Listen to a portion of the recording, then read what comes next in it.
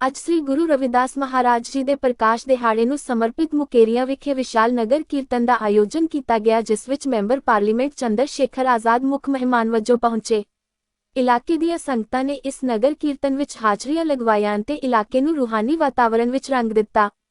UP तो member parliament Chandra Shekhar Azad ने media नूं संबोधन करदिआं कहा कि मुकेरियां दी रविदास नामलेवा संगत अते प्रबंधकां दा मैं धन्नवाद करदा हां, जिन्हां ने मैनूं इन्ना इज्जत अते मान बख्शिया है अते इस नगर कीर्तन विच हाज़री लगवाउण दा मौका दिता है।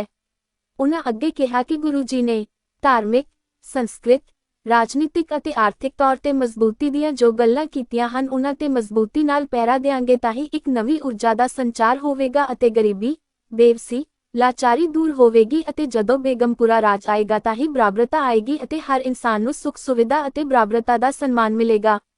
उन्हां अगे दस्सिया कि मैं केंद्र सरकार अते यूपी दी स्टेट सरकार अगे एक मंग कीती है कि जिस तरह हिंदू भरावां दी आस्था नूं मुख रख के दोवां सरकारां ने करीब 7,500 करोड़ रुपए कुंभ दे मेले नूं वधिया तरीके करवाउण लई खर्चे हन, ठीक उसे तरह आउण वाले 2 सालां नूं जगत गुरु रविदास महाराज जी दे 650वें प्रकाश पुरब नूं इंटरनेशनल प्रकाश पुरब दे तौर उत्ते मनाउण, क्योंकि प्रधानमंत्री जी भी बनारस जांदे हन अते यूपी विच रविदास नामलेवा संगतां दी गिनती भी करोड़ां विच है। श्री अमृतसर साहिब विखे संविधान निर्माता डॉक्टर भीमराव अंबेडकर जी की मूर्ति नूं तोड़न दी होई कोशिश बारे गलबात करदिआं उन्हां कहा कि सरकार नूं इस दी जांच करवाउणी चाहीदी है, क्योंकि उत्थे जो कुछ भी अते जिवें भी होया वो लगदा है किसी साजिश करके ही होया है। आज मुकेरिया में जगत गुरु सतगुरु रविदास जी महाराज के इस पावन नगर कीर्तन के अवसर पर उनका जो 648वां प्रकाश पर्व 12 तारीख को हम लोग सेलिब्रेट करेंगे, मनाएंगे। उसके अवसर पर जो नगर कीर्तन यहाँ की कमेटी ने रखा है, उन्होंने मुझे इन्विटेशन दिया था कि आपको आना। इसी बीच में लोकसभा की तारीख सदन की आ गई। आज बजट पेश हो रहा है, लेकिन मैं वचनों का पक्का हूं। मैं कोशिश करता हूं कि होने के लिए मुझे यहाँ आने का अवसर मिला। मैं आप सबको लख लख बधाइयां देता हूं महाराज जी के जन्मदिन पे, और आपके लिए मंगल कामना भी करता हूं, क्योंकि फिर मुझे वापस लौटना है, क्योंकि परसों से बहस स्टार्ट होगी बजट पे। और मैं बजट को इस तरह समझता हूं कि बजट में हमारी हिस्सेदारी तय होनी चाहिए। अंतिम व्यक्ति की हिस्सेदारी भी बजट में तय होनी चाहिए, सरकारों की जिम्मेदारी है। मैं आपको परसों या तरसों में बताऊंगा, जब मेरा नंबर आएगा, कि सरकार ने हमें क्या दिया, हमारी हिस्सेदारी कितनी बैठती है और हमें क्या दिया। ये जानकारी मैं आपको 3 दिन बाद 2 दिन बाद दूंगा। आप लोग भी नजर रखना, आपको पता लगना चाहिए कि आपकी हिस्सेदारी क्या बैठती है और आपको मिला क्या। अब तो मैं सतगुरु रविदास जी महाराज की कृपा से, आप सबके प्यार आशीर्वाद से, हमारे गद्दी नसीब डेरा बल्ला महाराज इंद्र दास जी के आशीर्वाद से, कौम के अमर शहीद संत रामानंद जी के आशीर्वाद से अब मैं मेंबर ऑफ पार्लियामेंट हूँ। तो मैं आपको ये बता सकता हूँ कि हमारे साथ धक्का तो नहीं हो रहा, हमारे साथ धोखा तो नहीं हो रहा। मैं सारी बात आपको बता सकता हूँ।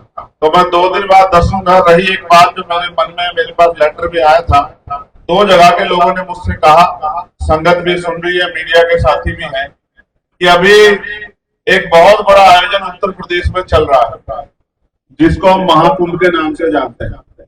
गवर्नमेंट ने हिंदू भाइयों की धार्मिक आस्था का ध्यान रखते हुए लगभग 7,500 करोड़ रुपए उसमें अपनी तरफ से मदद करके उस आयोजन को कराया। अभी 2 साल बाद महाराज जी का 650वां प्रकाश पर्व आएगा। मैं यहाँ की सरकार से भी और केंद्र की सरकार से और सभी स्टेटों की सरकार से, क्योंकि सतगुरु रविदास जी महाराज के नाम लेवा संगत पूरी दुनिया में विराजती है, पूरी दुनिया में रहती है। मैं अपील करता हूं कि जिस तरह से सबकी धार्मिक भावनाओं का सम्मान रखते हुए सरकार बढ़ चढ़ के आयोजन करती है, जब 650वां प्रकाश पर्व आए तो उसको नेशनल और इंटरनेशनल तौर पे जो है सरकार मनाने का काम करे, हमारी आस्था का भी सम्मान करे। ऐसी में जो मांग जो है आपके माध्यम से सरकार से रखता हूं। और मैं पार्लियामेंट में सतगुरु रविदास महाराज जी की जय, मैं पार्लियामेंट में भी इस मांग को रखूंगा एक दो मांगे मेरे पास आई थी पंजाब से लेके राजा बाजियां कि महाराज ने कहा है कि जिनका राज नहीं होता उनका धर्म भी नहीं होता, तो राजकाज लाने के बारे में भी कुछ सोचा करता है। जब राजकाज होगा तो हाथ नहीं फैलाना पड़ेगा किसी के आगे और किसी से मांगना भी नहीं पड़ेगा। इस देश में बाबा साहब अम्बेडकर हमारी उंगली में इतनी ताकत देख गए हैं कि हम अपनी ताकत के जरिए अपने मांगने वाले तजुर्बे को खत्म करके देने वाले बन सकते हैं, मालिक बन सकते हैं, हुक्मरान बन सकते हैं। तो मैं आपसे ये भी कहूंगा मुकेरिया वालों, आपने मुझे बुला तो लिया है, तो मेरी इस बात पे भी पहरा दे देना कि अपनी ताकत भी बना लो, राजकाज भी ले आओ। श्री गुरु रविदास शक्ति, ऐसी संगत में सतगुरु महाराज जी से संगत से बैठे एक आदमी ने पूछा कि महाराज जी, हम दिन रात मेहनत करते हैं, संघर्ष करते हैं, खून पसीना लगाते हैं, फिर भी हमारे जीवन में सुख शांति क्यों नहीं? तो महाराज जी ने बड़ा सोना जवाब दिया और वो जवाब हम सबके लिए उदाहरण है कि हमें क्या करना है। महाराज जी ने कहा, रविदास मानु सुखी बसनु सुकर है दुई ठाव, रविदास मानु सुखी बसनु सुकर है दुई ठाव, एक सु स्वराज माही दूसर मरगट गांव। कि अगर सुख शांति का जीवन मनुष्य को चाहिए तो दो ही रास्ते हैं। पहला, अगर जीते जी सुख शांति चाहिए तो स्वराज माही अपना राज गांव, और दूसरा, अगर बढ़ने के बाद चाहिए तो शमशान घाट और कब्रिस्तान में मिलेगी, उससे पहले सुख शांति नहीं मिल सकती। तो जीते जी अगर सुख शांति चाहिए तो राज लिया। मैं फिर कह रहा हूँ आपको, सबने एक ही बात कह रहा हूँ जो महाराज कह गए 600 साल पहले, और बाबा साहब ने भी कहा कि पॉलिटिकल पावर द मास्टर की। आपको कह रहा हूँ, सबको कह रहा हूँ, सुन लो, अपने और अपने बच्चों और आने वाली नस्लों, अपने प्रदेश, देश और महापुरुषों के मान सम्मान के लिए देश में बेगमपुरा राज आए। ऐसा चाहूं राज में जहाँ मिले सबनुअन और छोट बड़े सब सम बसे रहदास रहे बख्शन। वो राज आए बिना गम का राज, वो कोई और नहीं लाएगा, वो ये सबको रफ्तार नाम लेवा संगत लाएगी। आप अपना काम नहीं करोगे तो फिर दूसरा क्यों करेगा आपका काम? देखिए, मुकेरिया में आज जगत गुरु सतगुरु रविदास जी महाराज के 648वें प्रकाश पर्व पर नगर कीर्तन का आयोजन है। उसमें मुझे एज ए मुख्य अतिथि बुलाया गया था। मैं यहाँ कमेटी का धन्यवाद देता हूँ कि उन्होंने मुझे इतनी इज्जत और मान बख्शा, और मैं मुकेरिया के लोगों से अपील करता हूँ कि वो महाराज जी के हर बात पे पहरा दें। धार्मिक के साथ साथ जो राजनीतिक बात, सांस्कृतिक बात, आर्थिक रूप से मजबूत होने की बात जो है, जो महाराज जी ने बताई, उन सब पे पहरा देंगे, तभी समाज में एक नई ऊर्जा का संचार होगा और समाज से जो परेशानियां हैं, गरीबी, बेबसी, लाचारी दूर होगी। जब बेगमपुरा राज आएगा तभी जाके जो है गरीबी अमीरी में बराबरी आएगी और हर आदमी को सुख सुविधा और सम्मान का जीवन मिलेगा। साथ साथ मैंने एक मांग यहाँ उठाई है कि जिस तरह अभी उत्तर प्रदेश में कुंभ का आयोजन हो रहा है, गवर्नमेंट ने हिंदू भाइयों की धार्मिक आस्थाओं का ध्यान रखते हुए लगभग 7,500 करोड़ रुपए का योगदान उसमें दिया है और बहुत अच्छा आयोजन भी करा रहे हैं। हालांकि कुछ परेशानी भी हुई है, तो अब 650वां प्रकाश पर्व जो है वो महाराज जी का आ रहा है। तो मेरी सरकार से, केंद्र सरकार से मांग, और स्टेट गवर्नमेंट से भी, कि उनको सभी की धार्मिक आस्था का ध्यान रखना चाहिए। सतगुरु रविदास जी महाराज की जो नाम लेवा संगत है, उनकी धार्मिक भावनाओं का ध्यान रखते हैं। उनकी आबादी भी उत्तर प्रदेश भर में करोड़ों में है। तो इस बार जब महाराज जी का प्रकाश पर्व 650वां आएगा, उसे इंटरनेशनल प्रकाश पर्व के तौर पे जो है मनाना चाहिए और उसमें सारी जिम्मेदारी अपने कंधों पे लेके इनको भी जो है इनकी धार्मिक भावनाओं का सम्मान करना चाहिए। केंद्र भी और स्टेट गवर्नमेंट भी, यहाँ की गवर्नमेंट भी और सेंटर की सरकार भी आदेश जारी करे कि हम जो 650वां प्रकाश पर्व मंगाएंगे वो महाराज जी का वो इंटरनेशनल बनाएंगे, क्योंकि प्रधानमंत्री जी बनारस जाते हैं, काशी बनारस जाते हैं प्रधानमंत्री जी भी। तो इसलिए मेरी अपील है और उम्मीद है कि सरकारें हमारी तरफ भी देखेंगे।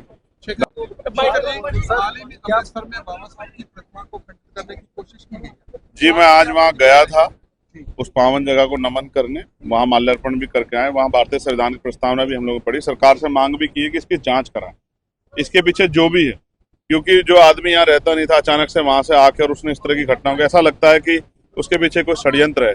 वहां रात में सीढ़ी लगना, सीढ़ी पे चढ़ के उसका एक सब करना। अभी वहां मैं गया, सीढ़ी नहीं थी, तो वो सीढ़ी क्यों लगी और क्यों हटी, बहुत सारी चीजें हैं। एक चीज और है, मुझे ये भी बताया गया, जांच में ही पता लगा, मैंने अखबार के माध्यम से पढ़ा कि उसने संविधान की प्रतियों को भी जलाया और वहां राष्ट्रध्वज था, उसका भी उसने जो अपमान किया। राष्ट्रध्वज का अपमान करना या संविधान का अपमान करना ये देशद्रोह है। तो उस पर सख्त कार्रवाई हो, उस पर देशद्रोह एनएसए लगे और फिर उसकी जांच हो, और जो भी उसके पीछे, चाहे कोई सफेद पोश हो, चाहे वो कोई जो है आम आदमी हो, कोई संगठन हो, उन सब पे कार्रवाई हो, क्योंकि ऐसी सोच को हम लोग पनपने नहीं देंगे जो बाबा साहब अम्बेडकर भारतीय संविधान के खिलाफ होगी, यानी कि जो भारत के खिलाफ होगी, उस सोच को निस्तानाबूद करने का काम हम लोग करें। ਦਿੱਲੀ ਵਾਲੇ ਮੰਗਦੇ ਜੀ ਕਿਤੇ ਗੱਲ ਕਰੀਏ ਤੁਸੀਂ ਇੱਥੇ ਕੀ ਕਹਿੰਦੇ ਬਹੁਤ ਸੰਘਰਸ਼ ਕੀਤਾ ਜੀ ਉੱਥੇ ਗਏ ਸੀਗੇ ਤੇ ਹਾਂ ਕੋਈ ਦਿੱਲੀ ਦਾ मेरा जी संघर्ष करने का काम ही है, लेकिन जब वो उसके आदेश हुए तो उसको संतों की जिम्मेदारी में दिया गया था। जो भी संतों का आदेश होगा हम लोग उसको फॉलो करेंगे। हमारा काम संघर्ष करना है, हम सड़क के सिपाही हैं, हम आज भी सड़क पे हैं। हम धार्मिक कार्यों में शामिल होते हैं, लेकिन धार्मिक कार्य हमारे यहाँ जो हमारे संत गुरु महापुरुष हैं वही करते हैं। सर क्या उनका जो आपकी पार्टी में जो भगदड़ हुई है उसमें जो हाँ सर वो दुखद है, हाँ सिपाही है। आज की दैनिक भास्कर की रिपोर्ट है कि लगभग 1500 लोग मिसिंग है। मैं प्रार्थना करता हूँ महाराज जी से कि सब पे कृपा बख्शें, ज्यादा लोगों की जान को नुकसान ना हो और जो घायल जल्दी ठीक हो जाए। लेकिन सरकार ने आंकड़े छिपा के अपराध किया। उत्तर प्रदेश के मुख्यमंत्री ने अपराध किया है और अपराध करने वाले को सजा मिलनी चाहिए। इसलिए मैं मांग करता हूं कि नैतिकता के आधार पर तो मुख्यमंत्री खुद ही इस्तीफा देना चाहिए, वरना केंद्र सरकार को उनको हटा किसी योग्य आदमी को लगाना चाहिए, क्योंकि उनकी वजह से कितने लोगों की जान गई और वो इवेंट करते रहे और उन्होंने आंकड़ों को छिपाने का काम किया, यानी कि उन्होंने लोगों के दुख तकलीफ का मजाक बनाने का काम किया, उन्होंने उसकी हंसी उड़ाने का काम किया। इसलिए उन पर कार्रवाई होनी चाहिए। क्या सर पंजाब की राजनीति में आपकी पार्टी भी हिस्सा लेगी सर आगे? राजनीति में बातें राजनीतिक समय में करें।